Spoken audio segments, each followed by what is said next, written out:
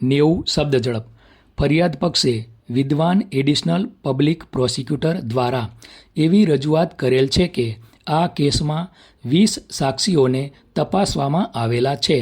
બનાવવાળી જગ્યાનું પંચનામું અને હથિયાર રિકવરી અંગેના પંચનામાના સાક્ષીઓએ પણ આ કેસમાં ફરિયાદ પક્ષને પૂરતું સમર્થન કરેલ છે.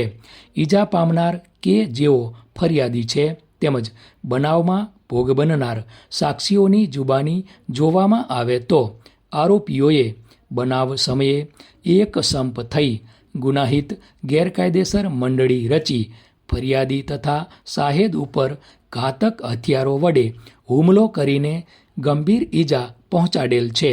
ઈજા પામનાર રાહુલને મરણતોલ ઈજાઓ પહોંચાડી તેનું ખૂન કરવાની કોશિશ કરેલી છે તેવું સ્પષ્ટ સાબિત થાય છે. ફકરો.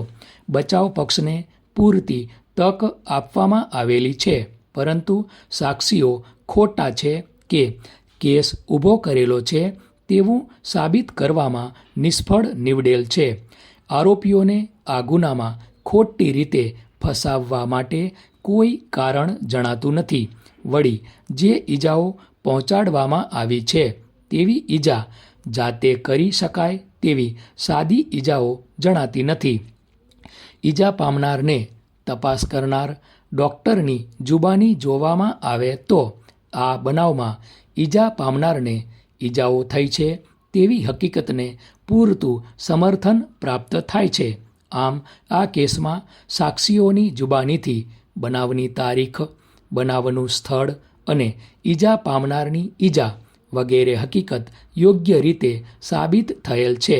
તેમજ આ ગુનો કરવા માટે ઈજા પામનાર દ્વારા આરોપીઓને ઉશ્કેર્યા હોય તેવું બનેલ નથી. આમ આ દરેક આરોપી આ ગુના માટે સરખા જ જવાબદાર હોવાનું સાબિત થાય છે, જેથી તેઓને દોષિત ઠરાવી દાખલો બેસાડવા માટે પૂરતી સજા કરવા તેમજ ઈજા પામનારને વળતર અપાવવા રજૂઆત કરેલ છે. ફકરો.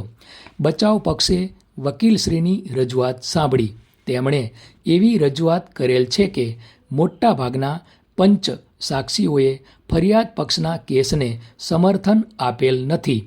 તપાસ કરનાર અમલદારશ્રીએ પોતાની જુબાનીમાં પંચનામાની વિગતોને યોગ્ય રીતે ઉલ્લેખ કરેલ ન હોય મોટાભાગના પંચનામા આ કેસમાં સાબિત થયેલ નથી. બનાવ સમયે હથિયારબંધીનું જાહેરનામું અમલમાં હતું અને તે યોગ્ય રીતે પ્રસિદ્ધ થયેલ હતું તેવું ફરિયાદ પક્ષે તપાસવામાં આવેલ સાક્ષીઓની જુબાનીથી સાબિત થતું ન હોય.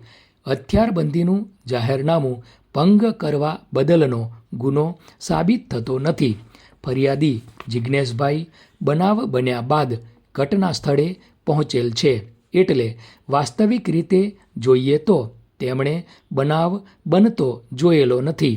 ઈજા પામનારની જુબાની યોગ્ય રીતે ધ્યાને લેવામાં આવે તો કયા હેતુથી આ ઝઘડો થયો તેવું સાબિત થતું નથી અને બનાવનું જે કારણ દર્શાવ્યું છે તે દેખીતી રીતે ખોટું અને ઉપજાવેલું છે.